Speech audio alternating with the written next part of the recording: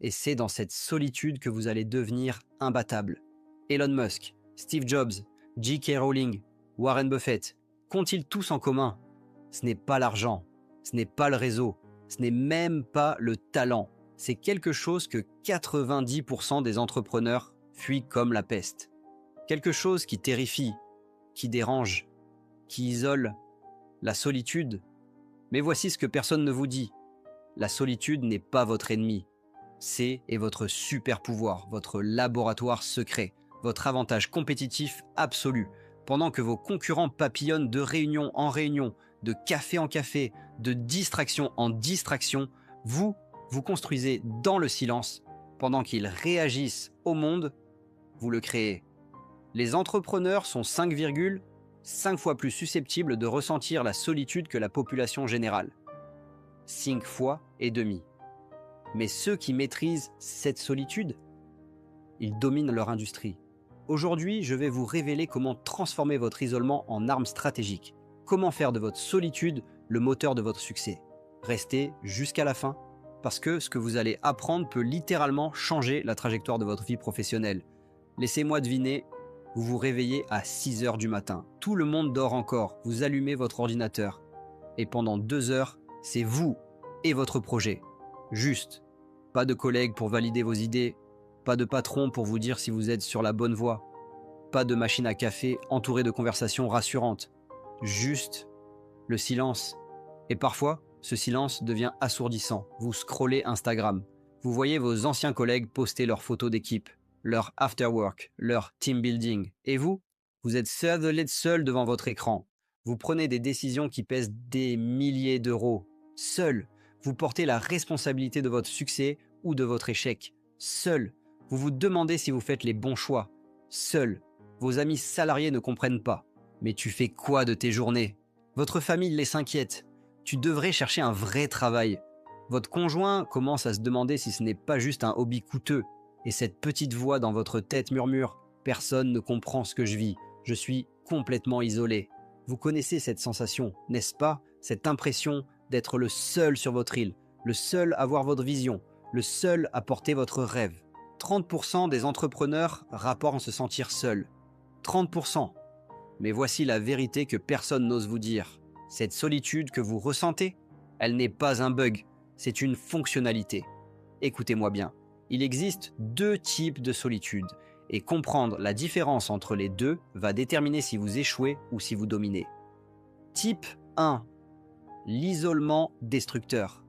C'est quand la solitude est subie, non choisie, prolongée sans stratégie. Vous vous coupez du monde. Vous arrêtez de répondre aux messages. Vous refusez les invitations. Vous travaillez 16 heures par jour en vous disant « je n'ai pas le temps pour ça ». Symptômes: anxiété constante, démotivation, évitement social, pensée négative en boucle. Résultat, burn-out, dépression, échec entrepreneurial. C'est le piège dans lequel tombent 45% des dirigeants de PME qui se sentent isolés. Type 2, la solitude stratégique, c'est quand la solitude est choisie, planifiée, utilisée comme un outil. Vous créez délibérément des plages de solitude profondes pour penser, créer, réfléchir. Mais vous maintenez aussi des points de contact humains stratégiques. Résultat, clarté mentale, créativité explosive, décision stratégique brillante. Vous voyez la différence? Comme le dit la métaphore de la graine, une graine enterrée meurt, une graine plantée pousse. L'isolement destructeur vous enterre, la solitude stratégique vous plante. Et voici le secret que les plus grands entrepreneurs ont compris. La solitude choisie est le terrain fertile de la créativité et de la vision stratégique. Carl Jung construisait une retraite en Suisse pour s'isoler et développer la psychologie analytique. Bill Gates fait sa Think Week annuelle en isolement total.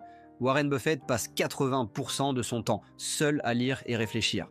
Ce n'est pas un hasard. La solitude permet un travail profond et une créativité accrue en éliminant les distractions. Dans le bruit constant du monde moderne, la solitude devient le luxe ultime, le temps pour penser vraiment.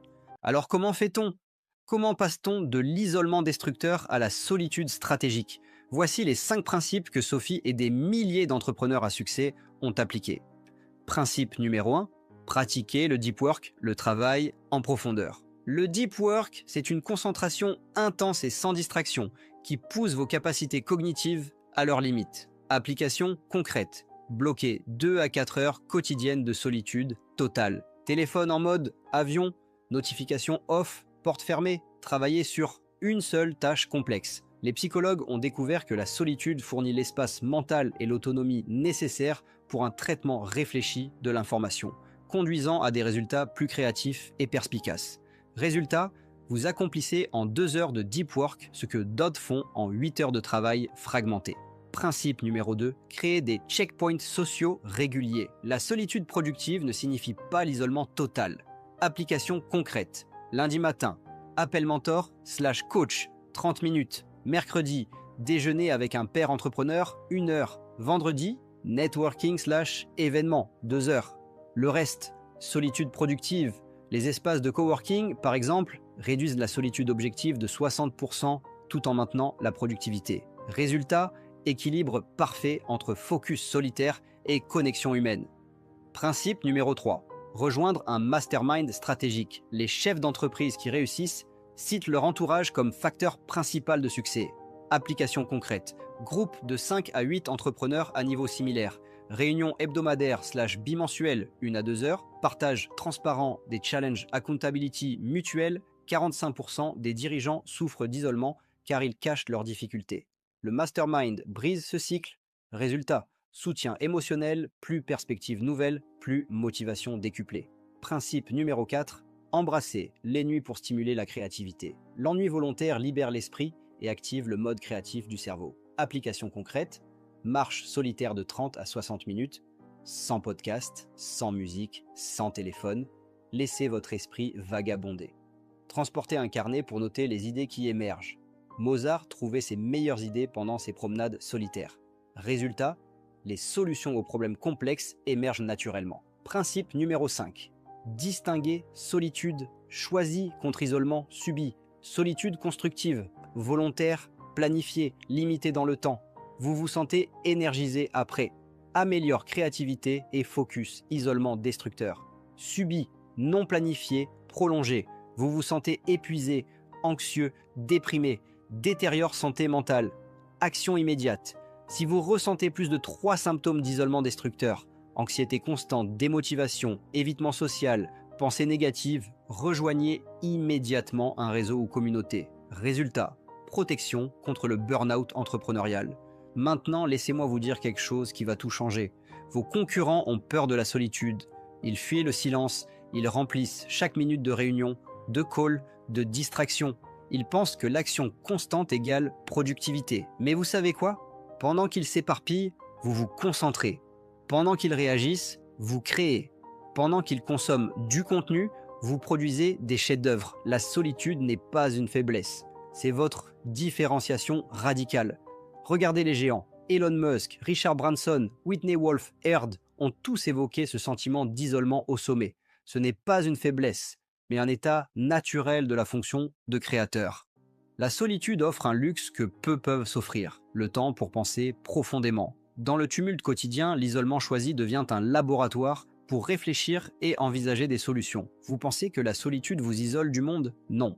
Elle vous élève au-dessus du bruit du monde. Vos concurrents sont noyés dans les urgences quotidiennes. Vous voyez la stratégie à long terme. Vos concurrents cherchent à la validation externe constante. Vous avez développé une indépendance décisionnelle implacable. Vos concurrents ont besoin de 10 réunions pour prendre une décision. Vous tranchez en 10 minutes après une session de deep work. C'est ça, le super pouvoir de la solitude. Et voici le twist final que personne n'ose dire. Les plus grands entrepreneurs ne sont pas ceux qui ont le plus grand réseau.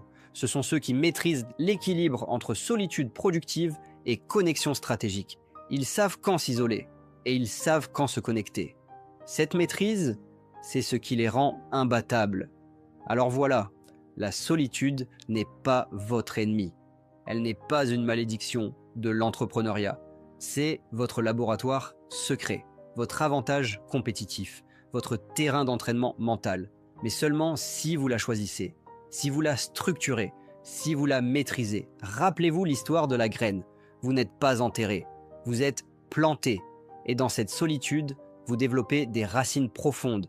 Vous construisez une résilience inébranlable. Vous forgez une vision claire que personne ne peut ébranler.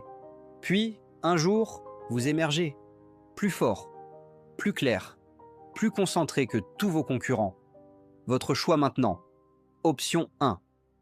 Continuez à fuir la solitude, à la subir, à en souffrir et rester dans le lot des 70% d'entrepreneurs qui abandonnent. Option 2. Embrasser la solitude, la maîtriser, l'utiliser comme arme stratégique et rejoindre les 30% qui transforment leur vision